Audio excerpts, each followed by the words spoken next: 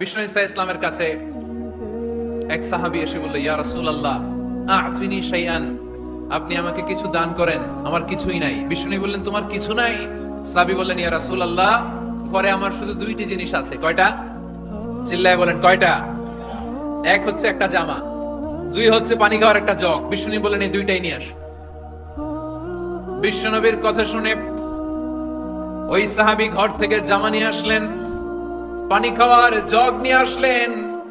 বিশ্বনবী সাল্লাল্লাহু আলাইহি ওয়াসাল্লাম ওনার মুবারক হাত দিয়ে এক হাতে জামা ধরে আরেক হাতে পানির জগটা ধরে সাহাবীদের দিকে উদ্দেশ্য করে বললেন, মাইয়াশতারি হাদাইন, এই দুইটা জিনিস কেনার মতো কে কে আছে দেখি?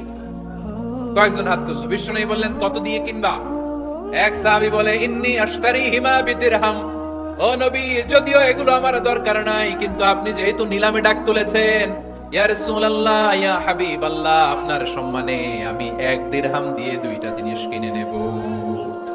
1 দিরহাম, একটা জামা, একটা পানি খাওয়ার জগ, দাম কত? 1 দিরহাম। বিশ্বনবী বললেন, না না, 1 দিরহাম তো অনেক কম হয়ে যায়, মাইয়াজিদু আলা যালিক, এর চেয়ে বেশি দামে কে কিনবা? আরেক সাহাবী হাত তুলে বলতে লাগলেন, ইয়া রাসূলুল্লাহ ইয়া হাবিবাল্লাহ ওয়া ইন্নী আশতারিহিমা বিদিরহামাইন, আমি এই জামাটার পানি খাওয়ার জগটা 1 দিরহাম নয় 2 দিরহামের বিনিময়ে কিনতে চাই। বিষ্ণু ঈসা ইসলাম ওই সাহাবাকে দিয়ে দিলেন, দিয়ে 2 দিরহাম নিয়ে যে লোকটা ভিক্ষা করতে এসেছিল তার হাতে 2 দিরহাম দিয়ে বললেন, যাও 1 দিরহাম দিয়ে ঘরে খাবার কিনে দিয়ে আসো, আরেক দিরহাম দিয়ে একটা কুঠার কিনে নিয়ে আসো। শুনতেছেন? কি কিনে নিয়ে আসো? কুঠার দিয়ে কি করে? গাছ কাটে।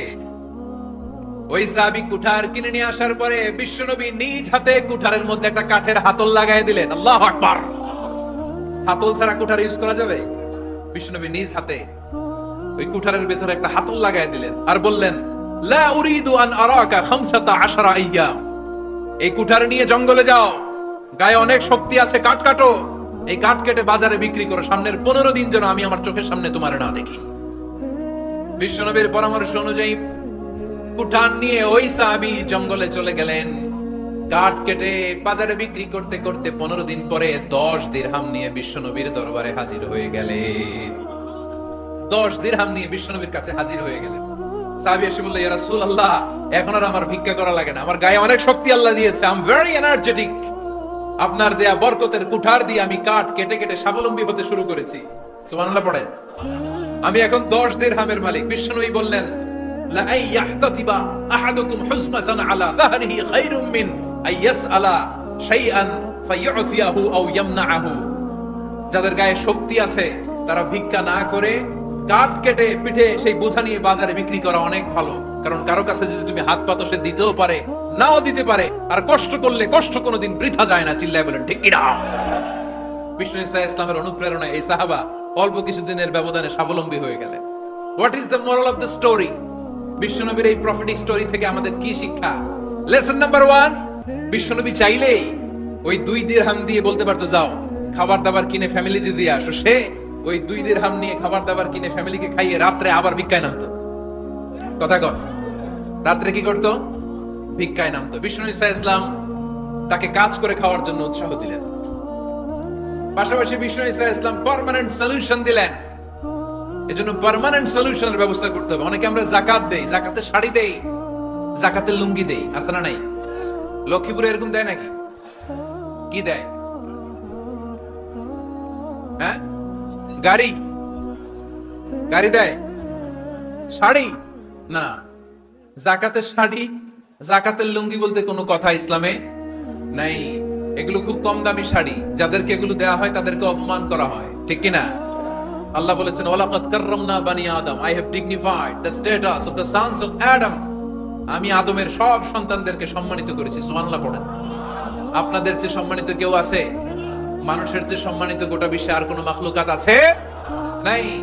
এজন্য যাকাতের শাড়ি দেয়া যাবে না, যাকাতের লুঙ্গি দেয়া যাবে না। যাকাতের শাড়ি আপনারা দেখছেন, এটারে একবার ধোয়ার পরে দ্বিতীয়বার পরা যায় না। মশারি কি পাতলা, এর চেয়েও পাতলা। এই জন্য যাকাতের শাড়ি, যাকাতের লুঙ্গি বলতে ইসলামে কোনো পরিভাষা নাই। আপনাকে স্বাবলম্বী করে দেওয়ার চেষ্টা করতে হবে। যারা লক্ষ্মীপুর জেলায় বিজনেস ম্যাগনেট আছেন, তারা একসাথে হয়ে একটা স্ট্রং যাকাত ম্যানেজমেন্ট প্ল্যাটফর্ম করতে পারেন, যেখান থেকে আপনারা বিভিন্ন থানায় বিভিন্ন গ্রামে বাছাই করে করে কিছু ভাইদেরকে যাকাত দিতে পারেন স্বাবলম্বী করার উদ্দেশ্যে। যেই ফ্যামিলিকে আছে, কি নাম এটা, পল্লী উন্নয়ন ক্লাব, মাশাআল্লাহ, যাকাত ফান্ড দিয়ে বিদেশে লোক পাঠায়। এর চেয়ে সুন্দর পদ্ধতিতে যাকাত বিতরণ আর হতে পারে? যেই লোকটাকে, যেই ছেলেটাকে বিদেশে পাঠানো হয়েছে, ওই ফ্যামিলিটা আর কোনোদিন যাকাতের শাড়ি নেওয়ার জন্য লাইনে দাঁড়াবে? যেই ছেলেটাকে ওনারা অস্ট্রেলিয়ান গাভী কিনে দিছে, দুধ বিক্রি করে যেই ফ্যামিলিটা স্বাবলম্বী হতে শুরু করেছে, তারা আর কোনোদিন যাকাতের লাইনে যেয়ে দাঁড়াবে না। এজন্য যাকাত দিতে হবে স্বাবলম্বী করার জন্য। ইসলাম আমাদেরকে এটাই শিখিয়েছে, কাজ করে খেতে হবে। কাজে লজ্জা নেই, লজ্জা হচ্ছে অলসতায়। লজ্জা কিসে?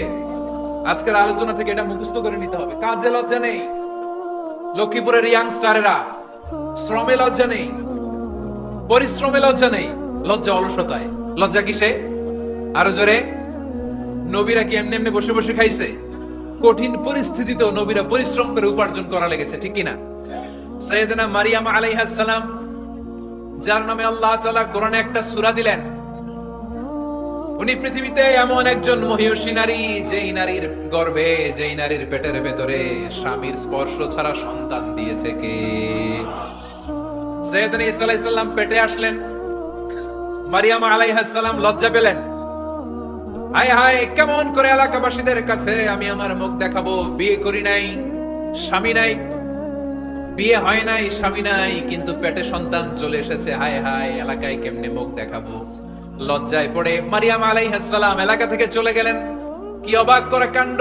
বাচ্চা ভূমিষ্ঠ হওয়ার জন্য, বড় হওয়ার জন্য 6 মাস 7 মাস লাগে নাই, পেটে বাচ্চা আসার সাথে সাথে বাচ্চাটারে বড় করে দিয়েছে কে? সাইয়েদাতুনা মারিয়াম আলাইহিস সালাম এবার বসে বললেন, বুঝতে আরম্ভ করলেন প্রেগন্যান্সির পেইন উঠেছে। হঠাৎ করে পেট থেকে বাচ্চা ভূমিষ্ঠ হয়ে যাওয়ার পরে উনি কাঁপতে আরম্ভ করলেন। ক্ষুধার চোটে খাবার কিছু নাই, সামনে ঝর্ণা, উপরে একটা খেজুর গাছ। সাইয়েদনা ঈসা আলাইহিস সালামকে কোলে নিয়ে মারিয়াম আলাইহিস সালাম মনে মনে ভাবে, হায় রে, কেউ যদি একটু খেজুর পেড়ে দিত, এই ক্ষুধার মুহূর্তে আমি খেজুর খেয়ে পেটের ক্ষুধা নিবারণ করতাম।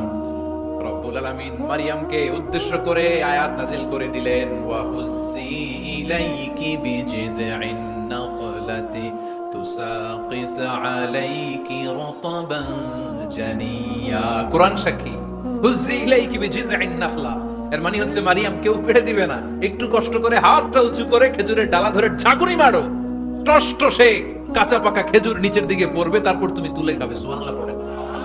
আল্লাহ চাইলে অটোমেটিক্যালি কারামাত হিসেবে খেজুরগুলো নিচে ফেলতে পারতেন না? কথা কোন? খেজুরগুলো অটোমেটিক্যালি নিচের দিকে পড়ছে? পড়ে নাই। আল্লাহ শিক্ষা দিয়েছে, যেই পরিস্থিতিতে থাকো না কেন, তোমাকে শ্রম ব্যয় করে, কষ্ট করে তোমার উপার্জন করতে হবে, রিজিকের বন্দোবস্ত করতে হবে। চিল্লায় বলেন ঠিক কিনা?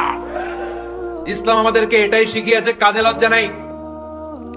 আবার বিশ্বনবী বললেন, ইন খামাতিস সাআ ওয়া ফি ইয়াদি আহাদিকুম ফাসিলাতুন, তোমাদের কারো হাতে যদি একটা চারা বীজ থাকে, সে যদি দেখে কিয়ামত হতে শুরু করেছে, ফাইন ইসতাতাআ আন ইয়াগরিসাহা ক্বাবলা আন তাকুমাস সাআ ফালইয়াগরিসহা, কারো হাতে একটা চারা বীজ নিয়ত করেছে, চারা বীজটা রোপণ করবে, ইন দা মিন টাইম দেখলো কিয়ামত হতে শুরু করেছে, বিশ্বনবী বললেন, যদি তোমার সুযোগ থাকে কিয়ামত হওয়ার আগে চারা বীজটা রোপণ করে দাও। কথা বুঝতে পেরেছেন? আপনার হাতে একটা চারা বীজ, আপনি প্ল্যান করেছেন এই চারা বীজটা রোপণ করবেন, ইন দা মিন টাইম দেখলেন কি হওয়া শুরু হয়েছে? ইদা জুলজিলাতিল আরদু জিলজালাহা, দ্য বিগেস্ট আর্থকোয়েক, ভূমিকম্প শুরু হয়েছে, কিয়ামত হয়ে যাবে। বিশ্বনবী বললেন, কিয়ামত হইতেছে ওদিকে, আর তোমার হাতে যদি চারা বীজ থাকে, দেরি করো না, কিয়ামত তোমার কাছ পর্যন্ত আসার আগে সুযোগ পেলে চারা বীজটা রোপণ করে দাও। ইসলাম শিখিয়েছে, শেষ নিঃশ্বাস পর্যন্ত তোমাকে লড়ে যেতে হবে। এই পৃথিবীতে কেউ কাউকে জায়গা করে দেয় না, জায়গা করে নিতে হয়। এই পৃথিবীটা, the life is not a bed of roses, এটা ফুল বিছানো কোনো ফুল সজ্জা নয়, এটা কণ্টকাকীর্ণ। কেউ আপনার স্পেস করে দিবে না, কেউ আপনাকে সুযোগ করে দিবে না, কেউ আপনার জায়গা করে দিবে না, বরং আপনি জায়গা করে নিলে টাইনা নিচে নামাবে। কথা বলেন। এজন্য কখনো অলসতাকে স্থান দেয়া যাবে। রাসূল বাত্তালি, দুক্কানু শয়তান, অলস মস্তিষ্ক শয়তানের আড্ডা। অলস যদি কেউ থাকে, এটারে টেনে বেঁধে কাজে নামাবেন, পারা যাবে? আলহামদুলিল্লাহ, লক্ষ্মীপুরে এরকম অলস ছেলে পেলে নাই, আছে। আমরা আজকে অলসতাকে নো বলে যাবো এই মাহফিল থেকে। অলসতাকে আমরা কি বলবো? আওয়াজ করে বলতে হবে, অলসতাকে কি বলবো আমরা? মুমিনের জীবনে কোনো অলসতা নেই। অলস হয় মুনাফিকরা। অলস হয় কারা? চিল্লায় বলতে হবে। মুমিনরা অলস হয়। অলস হয় কারা? এজন্য কোরআনে আল্লাহ একথাও বলে দিলেন, ওয়াইদা কামু ইলাস সালাতি কামু কুসালা ইউরাউনান নাসা ওয়ালা ইয়াযকুরুনাল্লাহা ইল্লা কালিলা। সুবহানাল্লাহ পড়েন। মুনাফিকরা যখন মানুষকে দেখানোর জন্য নামাজে যায়, ওই নামাজে তাদের ইখলাস নাই, ওই নামাজের ভেতরে তাদের কোনো খুশু খুদু নাই, ওই নামাজের ভেতরে আছে শুধু অলসতা। ওই নামাজে কি আছে? কিন্তু আমরা যখন নামাজে যাই আমাদের অলসতা আছে? আমরা নামাজ পড়লে আমাদের হৃদয়টারে সজীব করে দেয় কে? আমরা ওযু করলে আমাদের মনটাকে চাঙ্গা করে দেয় কে? আমরা মসজিদে ঢুকলে হৃদয়টাকে প্রাণবন্ত করে দেয় কে? মুমিন ওযু করলে চাঙ্গা হয়। বিষ্ণু ইসা ইসলাম বললেন, ইয়াকিদু শাইতানু আলা কাফিয়াতি রাসি আহাদিকুম ইদা নাম। খেয়াল করে শুনবেন লক্ষ্মীপুরের ভাইরা, চমৎকার একটা হাদিস। আমরা যখন ঘুমোতে যাই, শয়তান আমাদের প্রত্যেকের মাথার পিছনে 3টা অলসতার গিট মারে। কয়টা? আওয়াজ করে বলেন। 3টা অলসতার গিট মারে। ইয়াকিদু শাইতানু আলা কাফিয়াতি রাসি আহাদিকুম সালাসা উকাদ। 3টা গিট মারে যখন আমরা ঘুমোতে যাই। অলসতার 3টা গিট মেরে আমাদের কানের সামনে এসে ফিসফিস করে মন্ত্র পড়তে থাকে, আলাইসা লাইলুন তাওয়িলুন ফারকুদ, আলাইসা লাইলুন তাওয়িলুন ফারকুদ। বিশাল লম্বা রাত, ঘুমাও। অনেক সময় আছে, ঘুমাও। রাত 5টা বেজে যাচ্ছে, তাহাজ্জুদের সময় শেষ হয়ে যাচ্ছে, তখনও শয়তান বলে রাত অনেক লম্বা, ঘুমাও। ফজরের সময় পার হয়ে যাচ্ছে, সূর্য উঠে যাচ্ছে, শয়তান বলে আলাইসা লাইলুন তাওয়িলুন ফারকুদ, এখনো অনেক সময় আছে, লম্বা লম্বা লম্বা চৌড়া রাত পড়ে আছে, তুমি ঘুমাও। বিশ্বনবী বললেন, ফাইন ইস্তাইকাযা ওয়া যাকারাল্লাহ ইনহাল্লাত উকদা। আমার উম্মতের কেউ যখন ঘুম থেকে জেগে ঘুম থেকে ওঠার দোয়া পড়া শুরু করে দেয়, অলসতার প্রথম গিটটা সাথে সাথে খুলে দেয় কে? আপনি ঘুম থেকে উঠেই যখন ঘুম থেকে ওঠার দোয়া পড়বেন, আপনার অলসতার প্রথম গিট খুলে দেয় কে? ঘুম থেকে ওঠার দোয়াটা কি? আলহামদুলিল্লাহিল্লাযী আহিয়ানা বা'দামা আমাতানা ওয়া ইলাইহিন নুশুর। প্রশংসা সে আল্লাহ, যে আল্লাহ আমাদেরকে লম্বা একটা ঘুম শেষে, মৃত্যু শেষে আমাদেরকে ঘুম থেকে উঠালেন। এই দোয়াটা পড়ার সাথে সাথে শয়তান যে 3টা গিট মারছে, ওই 3টার একটা খুলে দেয় কে? ফাইন তাওয়াদ্দা ইনহাল্লাত উকদা। ঘুম থেকে জেগে ঘুমের দোয়া পড়ার পরে যখন কেউ ওযু করে ফেলে, অলসতার দ্বিতীয় গিটটাও খুলে দেয় কে? ওযু করার পরে ফাইন সাল্লাত ইনহাল্লাত উকদা। নামাজের মুসল্লায় দাঁড়িয়ে যখন নামাজ শুরু করে দেয়, অলসতার 3 নাম্বার গিটটাও খুলে দেয় কে? 3টা গিট যখন খুলে দেয়, বিষ্ণু ইসা ইসলাম বললেন, ফাআসবাহা নাশীতাল কলব। নাশীত, তখন মুমিন বান্দা সজীব হয়ে ওঠে, প্রাণবন্ত হয়ে ওঠে, উচ্ছ্বসিত হয়ে ওঠে। ওয়া ইল্লা খাবিসান নাফসি কাসলান। আর যদি ঘুমিয়ে থাকে, 3টা গিট তার মাথার পেছনে শয়তানের অলসতার লেগে থাকে, তাহলে তার দিনটা শুরু হয় অলসতা দিয়ে, আর সে হয় অলসতার রাজা। চিল্লায় এখন ঠিক কিনা? এজন্য আমরা কি অলস হতে চাই না কর্মঠ হতে চাই? কোন নবীরা কি অলস ছিলেন? পৃথিবীতে কোন নবী অলস ছিলেন? সব নবী কর্মঠ ছিলেন। বিষ্ণু ইসা ইসলাম বললেন, মা বাআসাল্লাহু নাবিয়্যান ইল্লা রাআল গানাম। এই পৃথিবীতে এমন কোন নবী নাই যেই নবী বকরি চড়ায় নাই। কি চড়ায় নাই? বকরি রে আপনারা লক্ষ্মীপুরের ভাষায় কি বলেন? কি বলেন? ছাগল। তো পৃথিবীতে এমন কোন নবী নাই যেই নবী কি চড়ায় নাই? ছাগল চড়ায় নাই। সাহাবারা বললেন, ইয়া রাসূলুল্লাহ আনতা কাযালিক? আপনিও ছাগল চড়াইছেন? বিষ্ণু ইসা ইসলাম বললেন, না, আমিও ছাগল চড়িয়েছি। ওয়া ইন্নী আরআহা আলা কারারাইতি আহলি মক্কা। আমি তো মক্কাবাসীদের অল্প কিছু পয়সার বিনিময়ে তাদের ছাগলগুলোকে চড়িয়ে দিতাম। সুবহানাল্লাহ পড়বেন না? বিষ্ণু ইসা ইসলাম ছাগল চড়াতেন। ছাগল চড়ানো সহজ কাজ না কঠিন কাজ? কেন কঠিন এটা? হ্যাঁ, টেরা খুঁটি মারে। হ্যাঁ, কি করে? বসে থাকতে হয়। তো ছাগল যারা পালে তারা জানে ছাগল পালা কত কষ্ট। ওরে ডানে টান দিলেও কই যায়, রশি ধরে বায়ে টান দিলে কই যায়, সামনে টানলে কই যায়, পিছনে টানলে কই যায়। সারা সপ্তাহ আপনি সময় পান না এটার গোসল করাবেন। ভাবলেন আজকে জুমার দিন আমিও গোসল করি, এটারও গোসল করাই। এটারে আপনি পুকুর ঘাটে নিবেন, টান দিয়েছেন, ওর বাপের কিরা ও 1 ইঞ্চিও সামনে যাবে না। ঠিক কি না? এই টেরা প্রাণী। আল্লাহর কি কি মহিমা! আল্লাহ তাআলা পৃথিবীর সবচেয়ে শ্রেষ্ঠতম মানুষদেরকে ছাগল চড়িয়ে ছেড়েছেন। ঠিক কি না? মা বাআসাল্লাহু নাবিয়্যান ইল্লা রাআল গানাম। এই পৃথিবীতে এমন কোন নবী ছিল না যে নবীরা ছাগল চড়ায় নাই। আল্লাহ বুঝাতে চাইলেন ছাগল চড়ানো অনেক কষ্টের কাজ, অনেক ধৈর্যের প্রয়োজন। এখন নবীরা তোমরা ছাগল চড়াও, কিছুদিন পর ছাগলের চেয়েও টেরা জাতি মানুষ চড়াইতে হবে। মানুষের মধ্যে টেরা আছে না নাই? ভালো বললে ভালোটা বুঝে না, ডানে যেতে গেলে বায়ে যায়, বায়ে যেতে বললে ডাইনে যায়, এরকম আছে না নাই? সম্মানিত ভাইয়েরা, সমস্ত আম্বিয়া আলাইহিমুস সালাম ওনারা কর্মঠ ছিলেন। সাইয়েদনা আদম আলাইহিস সালাম নিজ হাতে চারা গাছ রোপণ করে চাষাবাদের কাজ করেছেন, সুবহানাল্লাহ পড়েন। সাইয়েদনা ইব্রাহিম আলাইহিস সালাম চাষাবাদের কাজ করেছেন। সাইয়েদনা দাউদ আলাইহিস সালাম নিজ হাতে যুদ্ধের জন্য যে পোশাক পরতে হয়, যেটা পরলে গায়ের মধ্যে ছুরি মারলেও ঢুকে না, ওই শিরস্ত্রাণ বানিয়েছেন, নিজ হাতে তলোয়ার বানিয়েছেন, সুবহানাল্লাহ পড়েন। সাইয়েদনা মুসা আলাইহিস সালাম ছাগল চড়িয়েছেন। সাইয়েদনা মুসা আলাইহিস সালামের মেজাজ নরম না গরম? নবীদের মধ্যে সবচেয়ে বেশি মেজাজওয়ালা নবী ছিলেন মুসা আলাইহিস সালাম। উনিও 8 থেকে 10 বছর সাইয়েদনা শুআয়ব আলাইহিস সালামের এরিয়াতে ছাগল চড়িয়েছেন। চিল্লায় বলেন সুবহানাল্লাহ। এজন্য নবীরা যেহেতু কাজ করেছেন, কর্মঠ ছিলেন, আমরাও কর্মঠ হব, ঠিক কি না? সাহাবারাও কর্মঠ ছিলেন, বিশ্বনবীর সাহাবারাও ব্যবসা করতেন। সাইয়েদনা আবু বকরের বিশাল ব্যবসা প্রতিষ্ঠান ছিল, সুবহানাল্লাহ পড়েন। আপনারা হজ উমরা করেছেন কে কে দেখি? করছেন? মাশাআল্লাহ। যারা করে নাই আল্লাহ তাদেরকেও আল্লাহর ঘর জিয়ারতের তুমি নসিব করো। বিশ্বনবীর মাকবারার সামনে দাঁড়িয়ে আমরা যেন সালাম পেশ করতে পারি, তুমি নসিব করো। বাইতুল্লাহ শরীফে এবং মসজিদ নববীতে আমরা যেন সালাত আদায় করতে পারি, আল্লাহ তুমি নসিব করো। সাইয়েদনা আবু বকর রাদিয়াল্লাহু তাআলা আনহুর ব্যবসা প্রতিষ্ঠান ছিল মক্কার কাবা ঘরের পাশেই। ওনার ব্যবসা প্রতিষ্ঠানগুলো যেখানে ছিল ঠিক ওইখানেই সৌদি সরকার এখন শপিং মল বানিয়ে দিয়েছে, মাতজার আবু বকর। মক্কা শহরের যেখানে বহিরাগতরা এসে ওখানে ছাগল, ওখানে ঘোড়া, উট এগুলো রাখতো, আস্তাবল রাখতো, ঘোড়া আর উট যেখানে রাখা হতো ঠিক ওই জায়গায় সৌদি সরকার ওটার পার্কিং লট বানায় দিয়েছে। মানে যেখানে আগে সাহাবাদের ব্যবসার জায়গা, ওইখানে বর্তমানে শপিং মল। যেখানে আগের সময়কাল সাহাবারা উট আর ঘোড়া রেখে বাঁধতো, ওইখানে এখন গাড়ি ঘোড়া রাখার ব্যবস্থা করা হয়েছে। সাইয়েদনা আবু বকর অনেক বড় ব্যবসায়ী ছিলেন। ওনার নিজ টাকা দিয়ে হাবাসা থেকে আসা সাইয়েদনা বেলালকে তিনি 20,000 স্বর্ণ মুদ্রা দিয়ে উমাইয়া ইবনে খালাফের কবল থেকে তিনি মুক্ত করেছেন। সাইয়েদনা উসমান যুন্নুরাইন বড় ব্যবসায়ী ছিলেন। নিজের টাকা দিয়ে মদিনার মুসলমানেরা পানি খেতে পারে না, বিইরে রুমা নামে একটা কুয়া ছিল, এই কুয়ার মালিক ছিল ইহুদি। মুসলমানেরা পানি খেতে গেলে এসে বকা দিত, পানি খেতে দিত না। বিশ্বনবী বললেন আমার সাহাবীদের মধ্যে এমন কি কেউ নাই নিজের অর্থায়নে বিইরে রুমা কিনে মুসলমানদেরকে দিয়ে দিবে?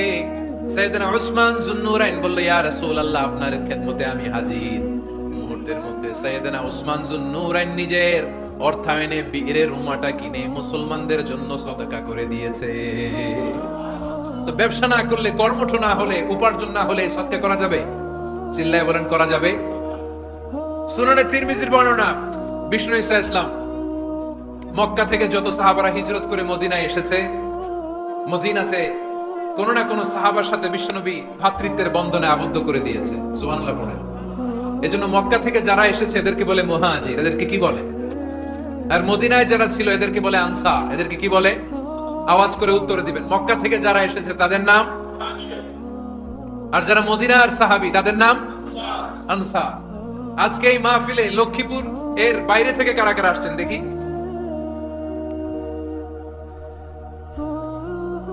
মাশাআল্লাহ, মাশাআল্লাহ, অনেক আসছেন।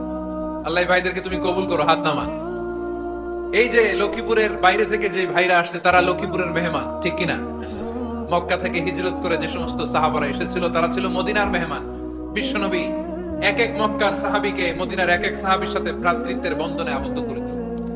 আব্দুর রহমান ইবনে আউফ রাদিয়াল্লাহু তাআলা আনহু, ওনার সাথে ভ্রাতৃত্বের বন্ধনে যে সাহাবীকে বিশ্বনবী আবদ্ধ করে দিলেন ওনার নাম হচ্ছে সাআদ ইবনে রাবিয়া। কি নাম?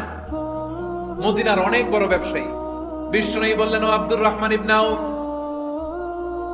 সম্পদ ছেড়ে দিয়ে, পরিবার ছেড়ে দিয়ে, স্থাবর অস্থাবর সব ছেড়ে দিয়ে আল্লাহ রাসূলের ভালোবাসায় মক্কা থেকে মদিনায় এসেছো। মদিনায় তোমার চিন্তা নাই, সাদ ইবনে রবিকে আমি তোমার ভাই বানিয়ে দিলাম। সাদ ইবনে রবি তোমার আপন ভাইয়ের মতো। সাদ ইবনে রবি বলল আব্দুর রহমান, জীবনে তোমারে কোনোদিন দেখি নাই, তোমারে আমি চিনি না, তোমার নাম শুনি নাই, কিন্তু বিশ্বনবী তো তোমার দায়িত্ব আমাকে দিয়েছে। আমার যে বড় ধনী এই মদিনার মধ্যে দ্বিতীয় কেউ নাই। আজ থেকে তুমি আমার ভাই, আজ থেকে তুমি আমার কি আল্লাহ আমাকে যত সম্পত্তি দান করেছে তার অর্ধেক সম্পত্তি আমি তোমার নামে দিয়ে দিলাম। ও আব্দুর রহমান ইবনে আউফ, শুধু তাই নয়, রব্বুল আলামিন আমাকে দুইজন স্ত্রী দিয়েছে। কয়জন?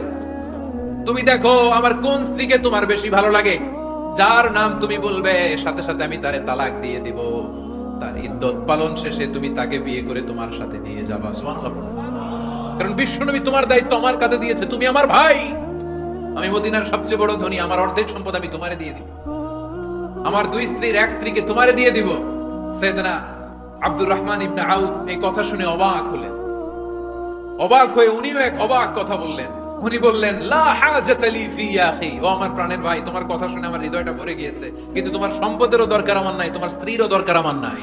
বারাকাল্লাহু ফি মালিক ওয়া লি আহলিক, আল্লাহ তোমার মালেও বরকত দেখ, তোমার সম্পদেও বরকত দেখ। তুমি শুধু একটু কষ্ট করবা। কি কষ্ট?